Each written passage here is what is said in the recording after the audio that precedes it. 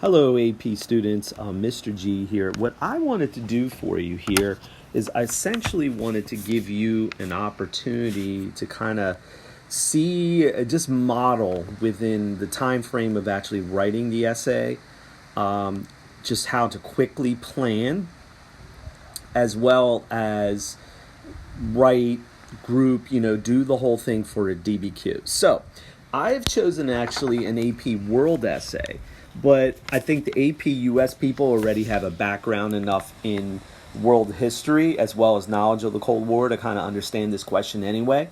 And AP World, you'll kind of understand the ideas from it as well because it's stuff that you've learned about this year. I think if you understand decolonization, the imperialization of Africa, I think you totally understand that, as well as our recent study of the Cold War. So how do you tackle this in real time, the DBQ, and plan it? So of course, always the first thing to do, and I'm going to model this, is look at your actual question. That way, when you go through the documents, you got an idea of what to look for. So as I look for it, evaluate the extent. So when I see the extent, that's saying to me, maybe I need to rank the documents or group the documents in the way is that in which the African countries were able to conduct independent foreign policies during the Cold War. So you circle African countries, Cold War, and being independent. So what each document, when I'm looking for it, what degree is it going to show that they're acting independently from the two major superpowers at the time, the USA and the Soviet Union? And you could maybe even add China too, because there was some China influence there as well.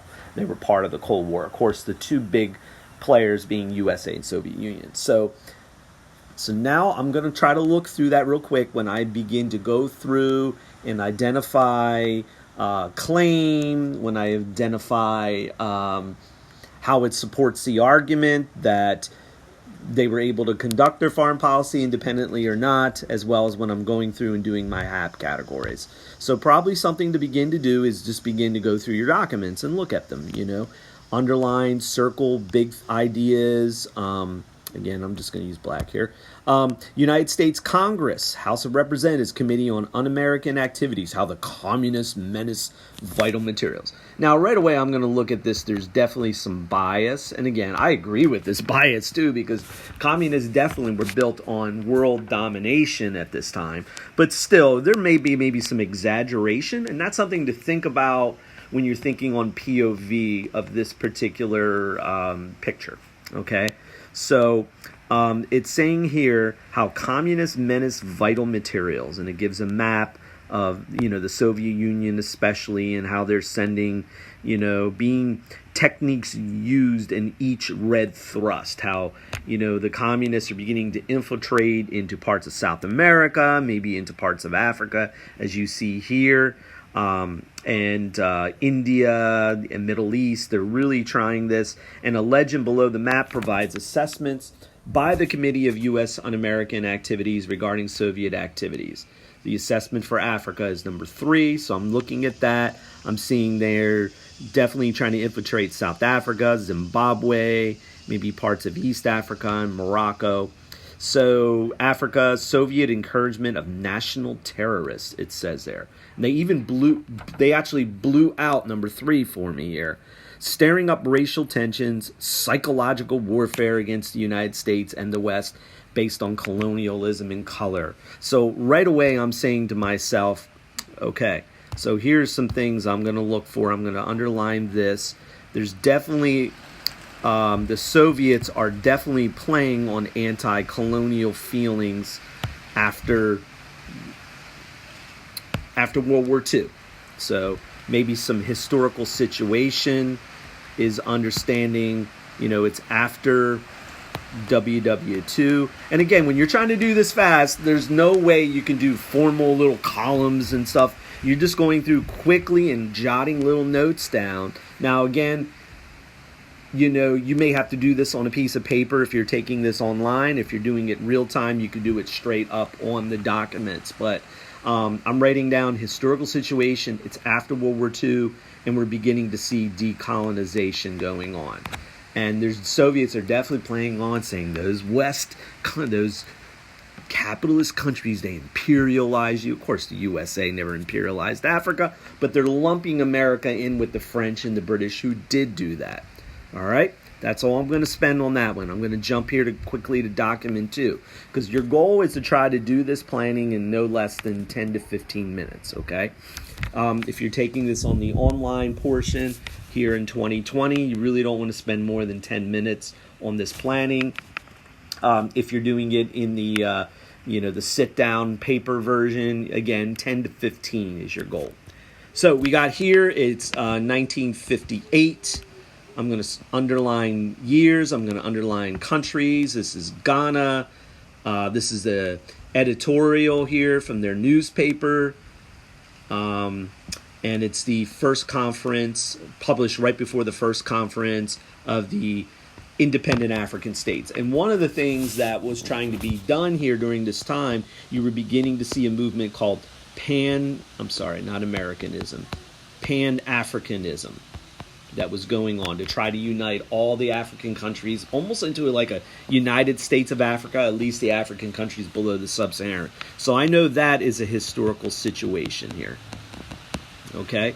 So again, as you can see, I'm going through these documents. I'm only looking at maybe 1 or 2 HAP things that I think are going to be the easiest for me to pull out. You saw document 1. I quickly did POV and historical situation. This one already, I'm knowing from my stuff, Pan-Africanism could be maybe OI or historical situation. When it is an African uprising against tyranny and oppression, the imperialists, Britain and France, right, call it terrorism.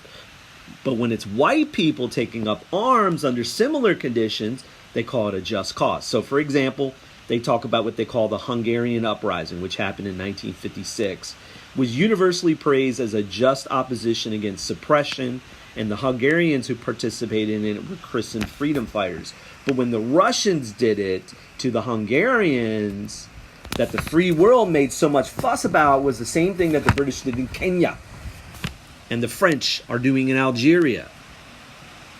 It is high time that we be blunt and impartial in our condemnation of imperialism, right? And he's saying here, regardless of who is carrying out, whether it's the Soviets, whether it's the West, right? So when you see that, you're saying, he's kind of neutral to the Soviets and USA and the West, the non-communists there. He's saying, we have no love for Russia and are not interested in the dirty business of the Eastern-Western power block politics, the Cold War. But so many in the West are ready to accuse Russia of her brutalities, yet they defend Western imperialism because they claim it's saving Africa from the terrorism of self-rule, because we can't handle ruling ourselves. So definitely he's criticizing both, and he's trying to pull out that there's hypocrisy. And look how the College Board even gave you a little background on the Hungarian Revolution, where they tried to overthrow the communists and kick them out of their own country. So there's definitely there. These little notes here are going to definitely help you either maybe work with POV or even when you get to your step 3. But you're going to have to kind of go through these a little quickly. All right, so now we have document 3. U.S. CIA, Director Allen Dulles. So if any of you guys are familiar with Washington Dulles International Airport, it's named after this guy. It's got a diplomatic telegram, secret, which is now made unclassified in our day, to the CIA agent in the Congo Republic, capital of Leopoldville, named after the nasty, remember King Leopold, the one who did the rubber tapping and killed all those people. In your dispatch of August 18th, you expressed the opinion that Congo is experiencing a classic communist takeover.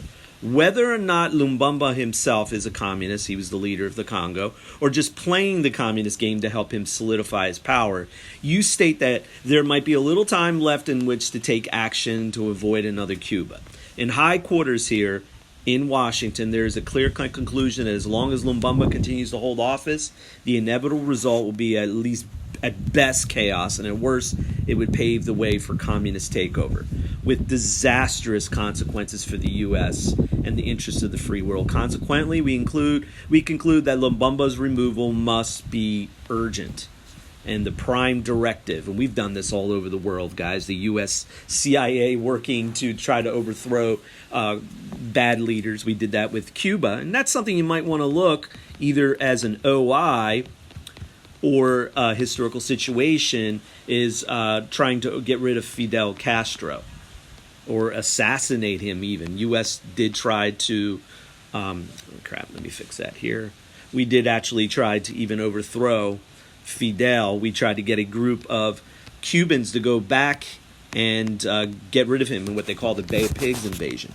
So that could be something that you would even add as an OI, or you can do as historical situation. Of course, OI, you're going to, I'm going to go Bay of Pigs. You're going to do as more elaborate. So now when I look at this, I see it doesn't seem these African republics are acting very independently. You could argue that they've chosen to go communist, but it seems like to me that they're definitely being influenced by the Soviets. So I would put this down as influenced by Soviets. Document 3. Okay, quickly moving on to 4. We got Frantz Fanon. He's a West African, French West African Indian political advisor. Very interesting. Toward the African Revolution. It is sorely not by chance that the hand of Moscow is discovered. It's almost a stereotype way behind each demand for national independence put forth by a colonial people.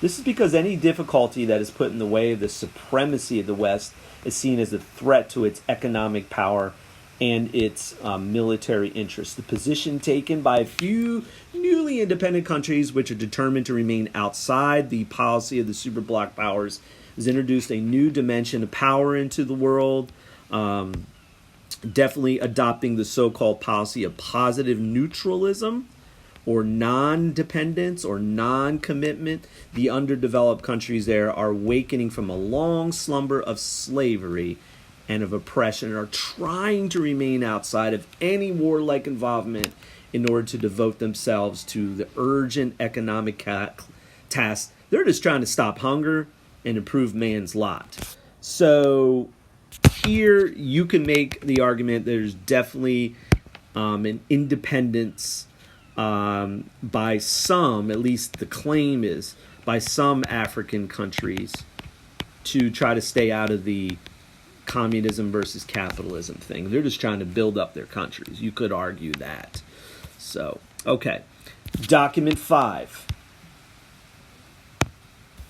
We got Viktor Bakin, the Soviet diplomat into Poland, and he's briefing to Polish officials on Soviet activities in Somalia. Somalia is a real mess, man. Italians ruled it for many years. They left. A bunch of warlords ran the country, and they still do. Now, the Soviets were trying to do some stuff down there. Let's see to what effect the Somalians were able to remain independent. So you might want to even add here, it was once an Italian colony. We'll go pre-WW2. So now it is independent.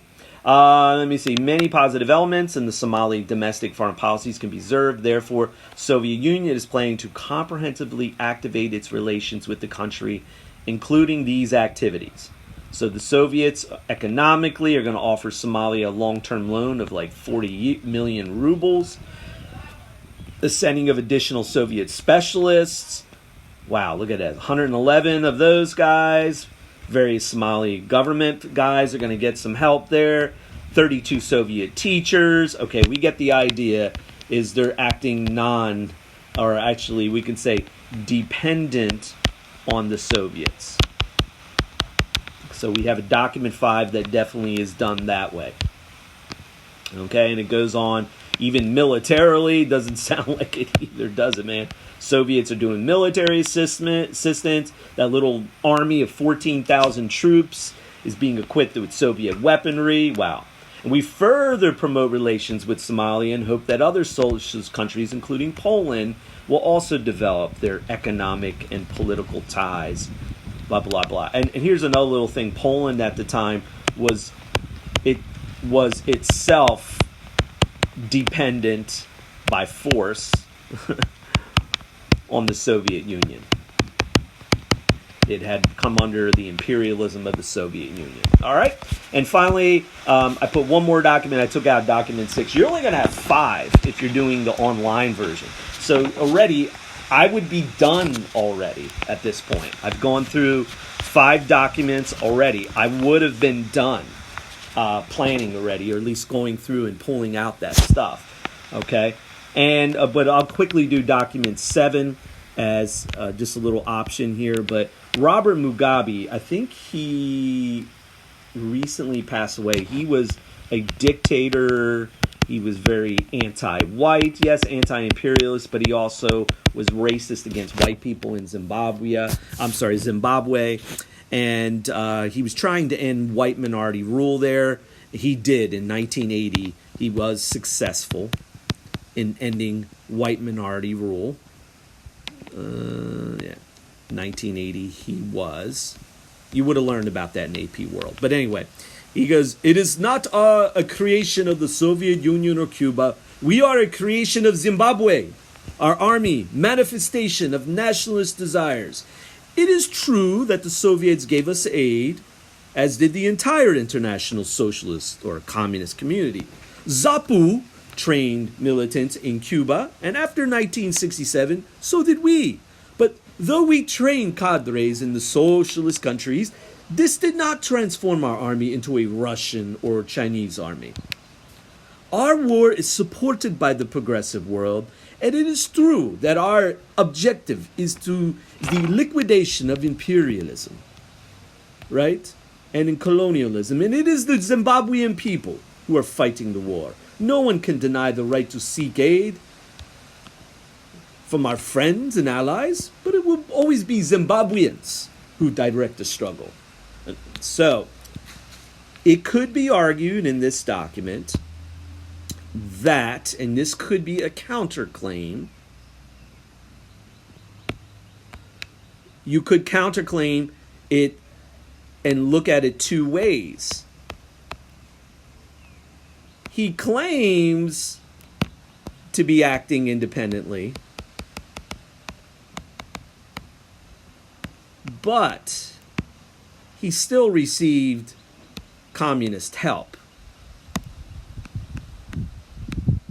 So my question is, dude, if you had not received aid from the Soviet Union and the entire socialist community, as well as having your troops trained in Cuba, would you still be able to have the army that you have, dude? You're claiming that, but I could counterclaim in the same document, maybe you still are independent, or you still are dependent on Soviet help, which he was. He was kind of a Marxist himself, Mugabe. And here's the other one that could be kind of a counterclaim too.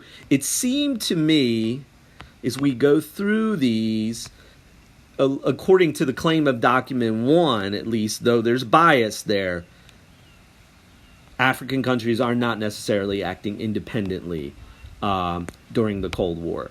2, that in document 2, it seems like there's a neutrality there. They don't want to go either way. They're saying you guys are both wrong. Document 3, we're definitely seeing that there's an influence there, at least according to the claim of the U.S. during the Cold War. We're seeing in 4 that there are independents. So maybe 4 and document 2, maybe you can counterclaim, yes, that maybe document 1, document 3, document 5, and document 7 show, yes, African countries were not necessarily acting independently, but you could counterclaim using documents 2 and I believe it was 4, that some did act independently. So, or you could even counterclaim, use document 7 as its own little counterclaim. You could group and blah, blah, blah. So actually, let's kind of set up our grouping again. So it's looking quickly like this. So it's looking at, we got docs 1, 3, 5, and I could argue 7, that they are in some way dependent on somebody, dependent on, the Cold War, how would we say it, the Cold War belligerents, the ones who were fighting it. And here's your other grouping, docs 2 and 4, at least they claim to act independently, and maybe both Russia and America are wrong, according. And you could even go doc 7, Mugabe, he claims to be independent, but the guy, but he received help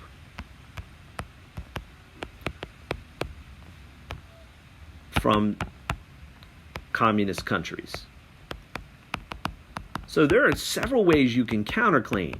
You can counterclaim within the document and say, hey, maybe one side, and I've noticed the way that they're putting these documents together, it seems like there's one or two that are clearly counterclaiming to the main argument, and then maybe sometimes there's one that's, you can look at it both ways. You could say, all right, yeah, he's claiming that they're independent and they're all for African struggle, but dude, you got all this military help and aid and training from the Soviets, so you're not quite acting. So there's a lot of fun you can have with that, okay?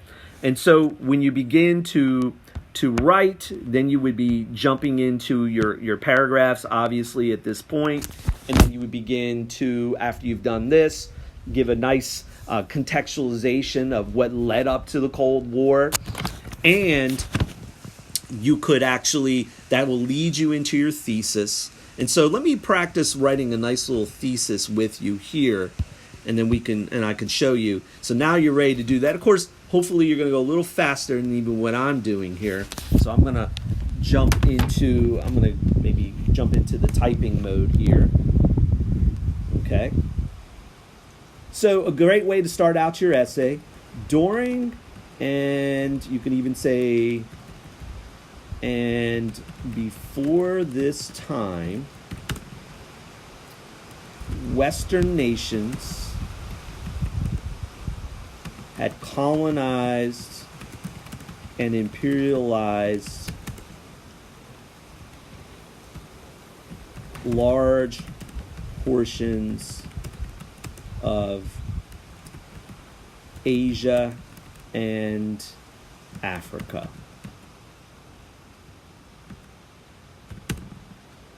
But by WW2, because you have to be able to bring in here a couple ideas of contextualization.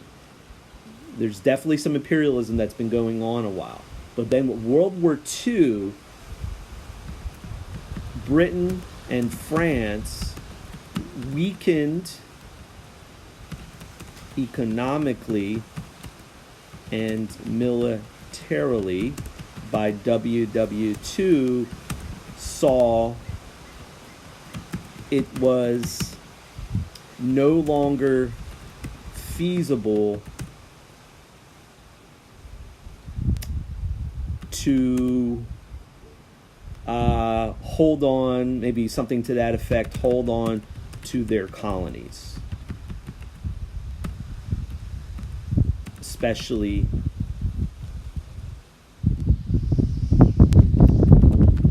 in Africa, period. They also saw that themselves as being, here's another thing, hypocritical, while fighting against Nazi and Japanese imperialism, they themselves were imperialists. So that is a great way to get it, right? So there's some background. You're jumping into that. And you could even go, meanwhile, the Soviet Union began to expand its communist empire into Eastern Europe and began to seek to influence the newly independent African countries with its communist ideas.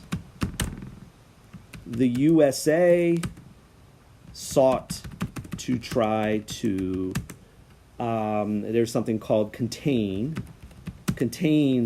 the spread of Soviet influence in these places. So now this is where we can go into our therefore. Therefore, African countries that, while some African countries sought to remain neutral and independent of the conflict and influence of the USA capitalists, right?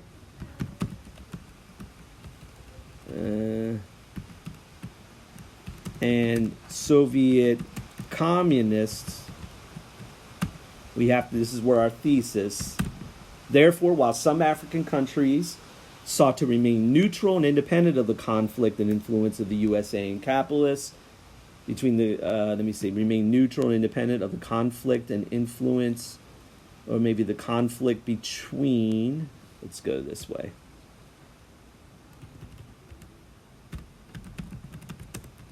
The USA capitalists and the Soviet communists, many still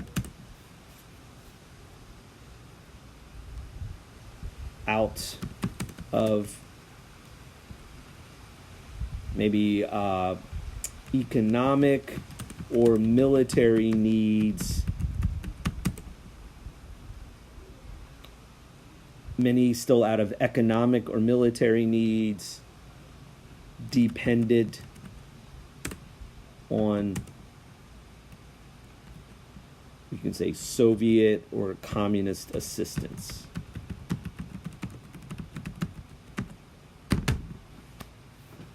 There you go.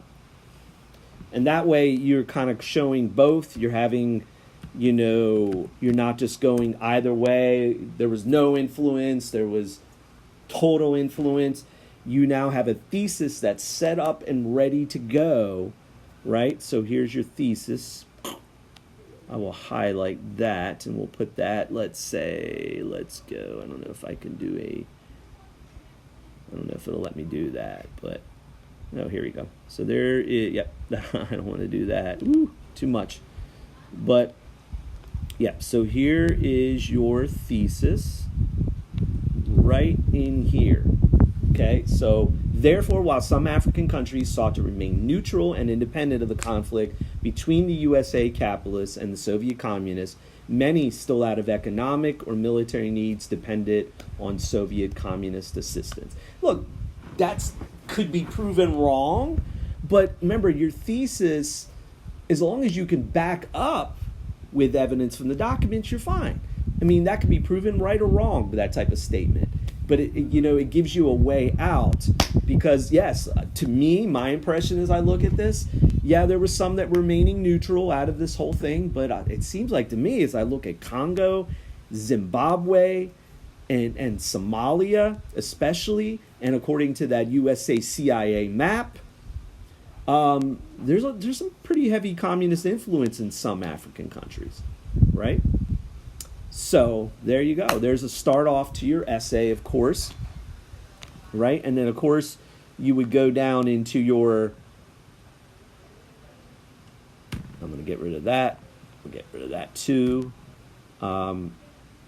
And then that's when you go into your body paragraphs, right? And, of course, a great way to get into each body paragraph is look at your groupings. So I have groupings that, while some African countries sought to remain neutral and independent of the conflict. So you could say during the early Cold War years, there were some African leaders who sought to either remain neutral or independent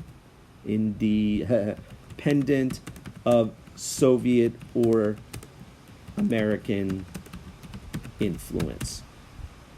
Period. There it is.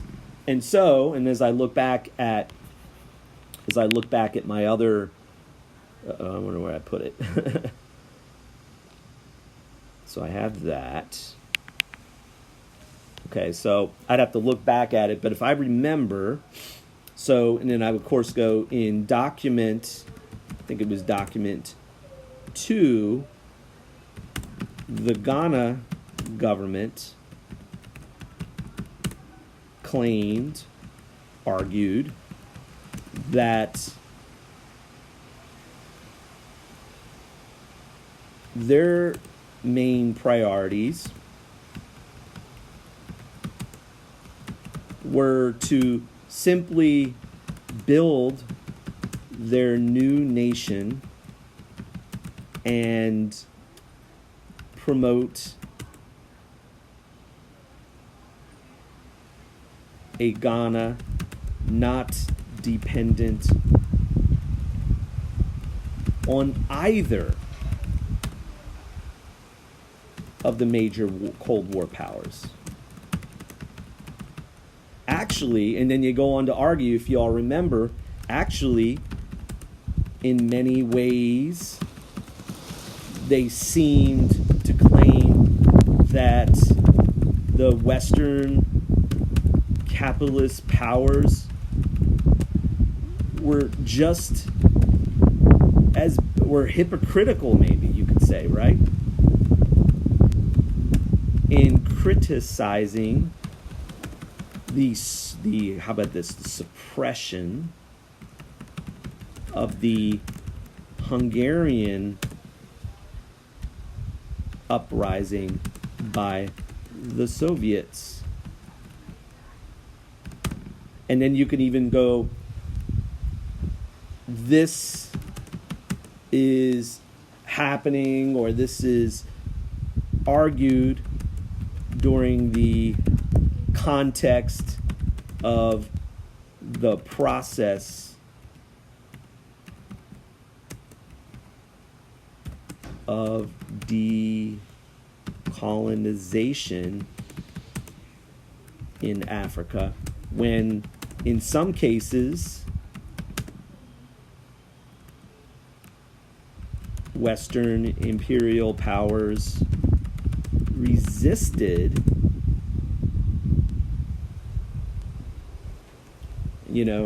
this is argued during the context of the process of decolonization in Africa, when in some cases Western imperial powers resisted giving up their colonies and rule over to Africans, and self-rule, here we go, and granting self-rule to the Africans, right? And then beyond, here we go, I'm going to add in some outside information. Beyond the documents,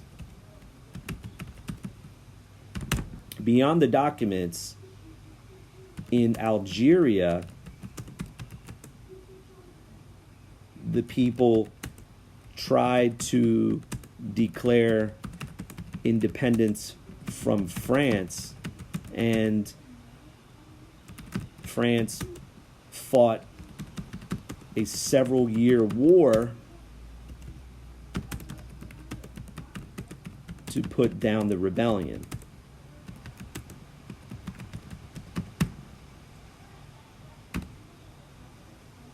It resulted to try to attempt to put down the rebellion, but ultimately the Algerian people were granted independence by France. There you go. And then I even threw that in there, and it's within the time period.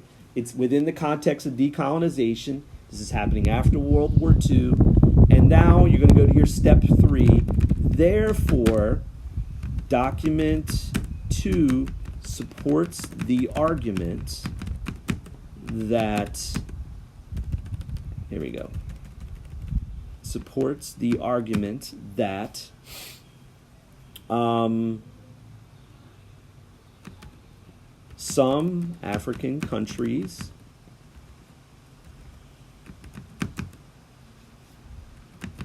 remained neutral or independent because, always have a because, right? Because the government declared its goal of remaining out of the conflict, out of the Cold War conflict, and declared its goal of remaining out of the conflict and simply building a new nation, their new nation. There you go. And of course, then I would go in there. I'm a big writer. Some of you could probably do this in a little less words than I can. But again, I like to write. I like to write a lot of words. But I know for a lot of you guys, we're looking at time management here. But I'm at least trying to give you guys a very quick modeling of how to do this. And I believe there was another document that showed the neutrality. I think it was document 4. There was an Indian guy who did that. And then, of course, that's when you would probably bring in document 4, right? And then you would be getting into your next paragraph where you would do, however, I'm taking the argument back in my thesis. Therefore, while some African countries remain neutral, blah, blah, blah, many still out of economic and military needs. However, while some African countries tried to remain neutral in the Cold War, many appeared.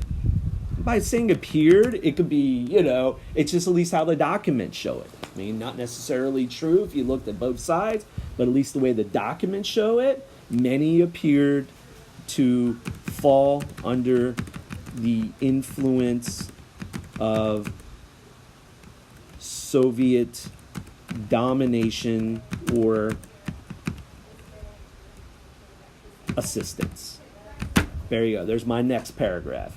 And that's when we're going to get into document 1, illustrates, you remember the map, illustrates that, blah, blah, blah. And then I think I have a thing in there about document 3 argues that, blah, blah, blah. And then I think there was document 5, claims, argues that. Probably would try to throw in maybe another piece of OI in here as well, another beyond the documents. And maybe you can even, this is where you could probably bring in document 7, the counterclaim in that one too, where maybe in document 7, although Mugabe of Zimbabwe claims that he is independent and of the Soviets, he still received military training for his soldiers. He still received military training for his soldiers and economic aid from the Soviets. So this does not support the claim. This does not support the claim that African countries. This does not support the claim of, how about this? We can even go to this, of Mugabe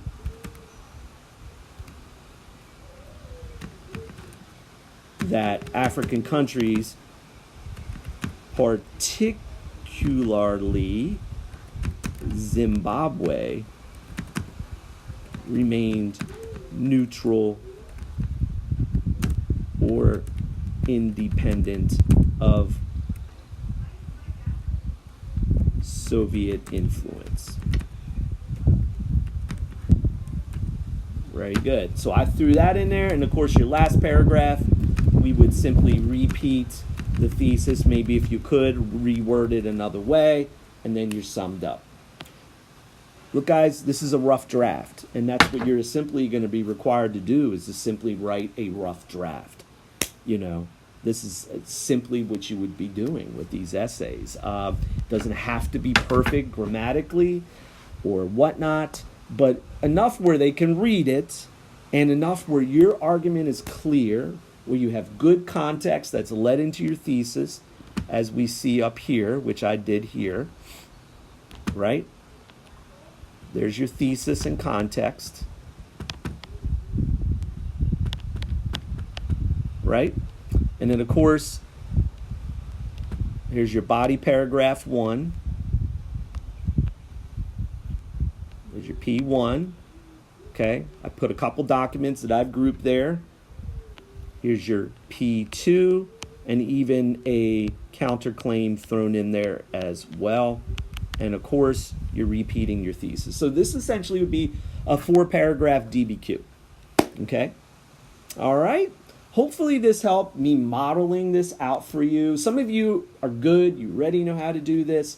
But some of us, I think, just need to see this one more time. You get to see me work through this process. So can Mr. G even write a DBQ? Yeah, it's not easy. I mean, as I'm doing this, I'm thinking through. I mean, my content knowledge is probably even more greater than yours, but I think a lot of you know just as much as I do. Some of you about certain things might even know more, which is pretty cool. I'm fine with that. But hopefully this helped you guys. Hopefully this was incredibly helpful to you. I'll send you this video. Try to watch it and give me your feedback too if this was helpful for you or not. All right, guys? God bless you. I'll be praying for you when you're DBQ, whether this is the AP exam of 2020 or whether you're just doing the DBQ as part of a greater AP exam in subsequent years. All right? So take